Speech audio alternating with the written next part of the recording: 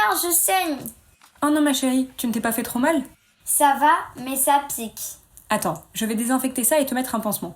Est-ce que c'est un pansement que tu fabriques au labo? Non chérie, les pansements que je fabrique au labo ne sont pas encore commercialisés. Ah bon? C'est pas la même chose qu'un pansement normal? Non, pas vraiment. Ce n'est pas pour le même genre de plaie. Moi, les pansements que je fabrique, ils permettent de guérir des plaies plus graves, car ils contiennent une substance qui détruit les bactéries. Les bactéries, ça se guérit avec des antibiotiques, non? En général, oui. Les antibiotiques permettent d'éliminer les bactéries. Mais le problème, c'est que les bactéries deviennent souvent résistantes, c'est-à-dire que l'antibiotique ne peut plus les éliminer efficacement. Et comment elles font les bactéries pour devenir résistantes? En fait, un antibiotique, c'est une molécule qui peut se fixer spécifiquement sur un récepteur de la bactérie. C'est cette fixation qui tue la bactérie, ou au moins qui l'empêche de se développer. Mais puisque les bactéries ne veulent pas se laisser faire, certaines modifient leur récepteur de sorte que l'antibiotique ne peut plus venir se fixer. Elles sont malignes, les bactéries? Et oui, et il y a même certaines bactéries qui arrivent à détruire l'antibiotique avant qu'il ait le temps de se fixer sur elles. C'est pour ça qu'il faut utiliser les antibiotiques avec précaution et que les chercheurs réfléchissent à d'autres moyens de tuer les bactéries. Par exemple, dans les pansements que je développe au labo, il n'y a pas d'antibiotiques. Tu utilises quoi alors? En fait, il existe d'autres molécules qui sont capables de tuer les bactéries, comme par exemple les molécules photosensibles, c'est-à-dire sensibles à la lumière. Comment ça fonctionne? Imagine que ces molécules sont endormies.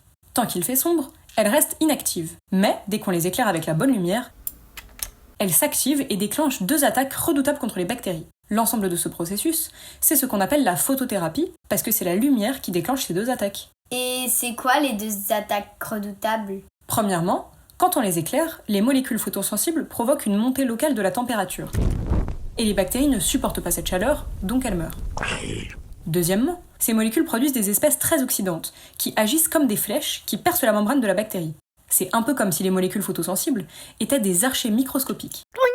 Une fois la membrane percée, la bactérie ne peut plus se protéger et elle meurt. Donc si tu mets des molécules photosensibles dans un pansement, ça tue les bactéries?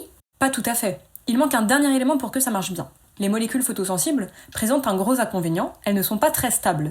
Autrement dit, quand 2 molécules photosensibles sont trop proches, elles peuvent se tirer des flèches l'une sur l'autre, donc elles peuvent s'endommager mutuellement. Il faut les protéger alors? Exactement. Et pour cela, on peut ajouter une structure qu'on appelle un MOF, qui va les espacer les unes des autres, ce qui permet de les protéger. MOF, ça veut dire quoi? Un MOF, c'est une structure qui ressemble un peu à un échafaudage. Et pourquoi ça s'appelle MOF? MOF, ça vient de l'anglais Metal Organic Framework, ce qui signifie littéralement réseau organique et métallique. Pour mieux te représenter ce que c'est, imagine un cube. À chaque sommet du cube, il y a un atome de métal, comme du fer, du cuivre ou du zinc par exemple. Et ces atomes de métal sont reliés entre eux par des petites molécules organiques, comme si tu étendais un fil entre chaque sommet. Maintenant, si tu colles plein de cubes côte à côte, tu obtiens un réseau, un peu comme un échafaudage. Et à l'intérieur de chacun des cubes du réseau, il y a un trou. C'est pour ça qu'on dit que ces structures sont poreuses. Mais ça sert à quoi ces MOF? Eh bien, dans les petits trous du MOF, tu peux introduire des molécules d'intérêt, comme nos molécules photosensibles. Ah oui, c'est pour qu'elles ne se touchent pas. Exactement. Le MOF agit comme une cage protectrice qui sépare les molécules photosensibles, tout en laissant passer les flèches oxydantes qu'elles tirent pour attaquer les bactéries. Tu vois, ajouter un MOF aux molécules photosensibles, c'est un peu comme si on ajoutait une armure aux archers pour les protéger. Ouais, on va massacrer un max de bactéries avec tes pansements.